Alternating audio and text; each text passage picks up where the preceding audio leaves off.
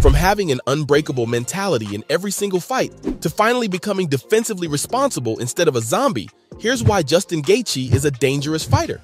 It's hard to find someone with the old-fashioned gladiator mentality these days. Even if you're competing in the toughest sport in the world, not everyone's willing to catch fire only to see their opponent burn. And that's what makes Gaethje so damn special. Ever since his Octagon debut in 2017, the human highlight reel created a lot of hype around himself as the most exciting fighter in the world, and he wasn't wrong to claim that title. Since his first fight in the UFC against Michael Johnson, Gaethje's only been involved in blood and guts wars. It's one thing to have an entertaining style for the fans to enjoy, but this man puts his life on the line every single time. It's the kill-or-be-killed mentality that makes him unique, and he loves to get into firefights. Johnson, Gaethje stood up to it, and now he's down. Johnson takes the back. Really nice adjustment by Johnson.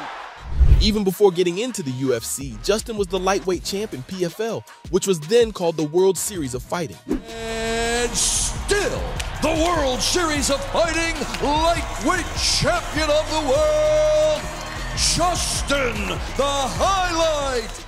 And despite being undefeated as a pro and holding the title, he always brought the fight to his opponents and tried to see who'd break first, and as you'd guess, it was always his opponent. Imagine hitting a guy with everything but the kitchen sink, and he doesn't stop moving forward, chases you around, and beats the living hell out of you at a relentless pace.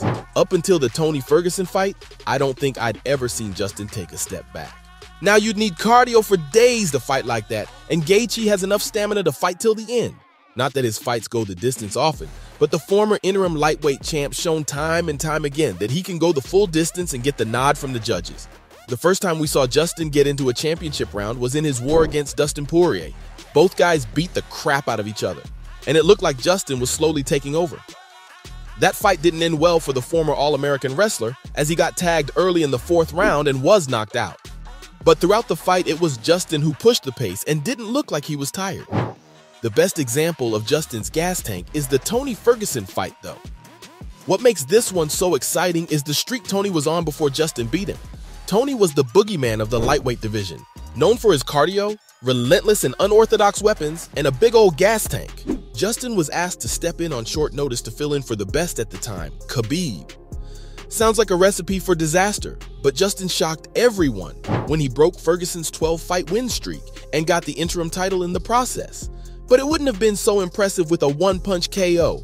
Justin beat the living crap out of Tony for 5 rounds. It was one of the worst beatings I've ever seen a man take. Doing what he did to Tony takes a lot of cardio, and the highlight never showed any signs of slowing down. So we know he doesn't need a finish to win a fight, but he's always looking to go home early. No one could have said it better when Justin said he doesn't get paid by the hour. So what's the point of making the fight go long? Living by that motto, Gaethje rarely ever goes to a decision. In his entire UFC career, he's only gone the distance twice. I'm not kidding when I say this man's a bonus machine. It's hard not to be called that when you have more bonuses than fights, so it's not just that his style's exciting and dangerous, it's also pretty damn effective, as he's putting away world championship caliber fighters left and right. The most impressive win streak in Justin's career came after he lost to Poirier. The human highlight reel went on a knockout streak after that fight, finishing James Vick, Edson Barboza, and Cowboy within the first round. These wins ultimately landed him an interim title fight, which he also won via 5th round TKO. Now here's the kicker, it's hard to get a finish inside the UFC. No matter how much Uncle Dana says don't leave it to the judges, it's usually not in the fighter's hands. But Justin has a mentality that pushes through all barriers. He's either gonna kill or be killed. Now Justin could take the smart route. He doesn't need to fight this way. The man has all the skills you could ask for in a fighter, but he chooses to get into a firefight every single time.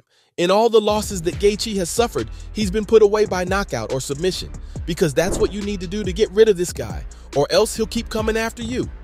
And it's not like Gaethje's only a headhunter. His leg kicks are some of the best in the game. Back in the early days, leg kicks weren't all that popular, but as MMA has evolved, many fighters started grabbing wins by going after their opponent's legs.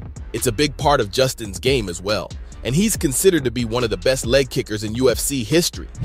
The former interim champ throws his whole body into every single kick, and I don't think I've ever seen that kind of hip flexibility, where you can throw kicks inside the clinch. In recent years, fighters have started kicking the calves instead of the thigh, and Justin was one of the first fighters to make that transition. You'd rarely ever see a guy getting out of a fight with Gaethje and not limping. It's smart on the fighter's part.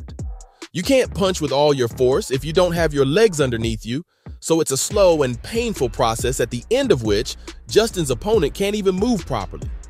Now, when there's a guy who's that dangerous on the feet, you might think you gotta take him down, but Justin's more than capable on the mat too.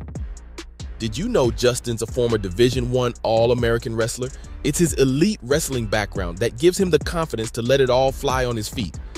The only time we've seen Gaethje get taken down and controlled was by Khabib, and well, you can't really hold that against Justin. So why does the highlight refuse to use his wrestling to win fights? He has better wrestling accolades than most guys in the lightweight division, and if he polishes his jiu-jitsu, he could be an even bigger force to be reckoned with. But Justin doesn't find wrestling interesting. The former champ has clarified many times. He doesn't like wrestling. His background helped him develop the endurance and mentality to become a great fighter, but he only likes using his wrestling defensively to keep the fight standing. If Justin's opponent gets knocked down, he doesn't follow them to the ground, which might seem but who are we to school the most violent man in all of combat sports? Although we did see Gaethje get his first takedown in his last fight against Rafael, and he might have to bring those skills out of the toolbox if he wants to win his next fight.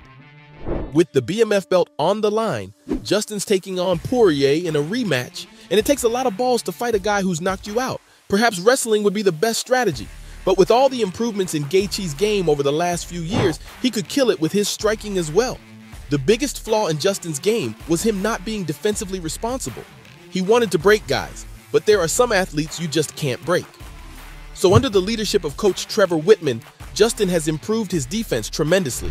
He's no longer a zombie moving forward and absorbing punches on the forehead. You can see him use his footwork to cut new angles, get out of the way of the dangerous strikes, and even find new ways to land his own shots. Want to know the best part? This makes his style even more interesting, because now we get to see Justin fight at his true potential. His last fight against Rafael was the perfect example.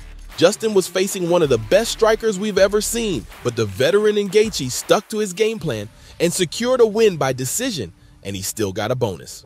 Now, the former lightweight title challenger wants to make one last run for the belt, and he's willing to do whatever it takes to become the undisputed king. Let's see if he can put it all together, because he's got all the skills he needs to be the champion. So, from finally becoming defensively responsible instead of a zombie, to having an unbreakable mentality in every single fight, that was why Justin Gaethje is considered a dangerous fighter.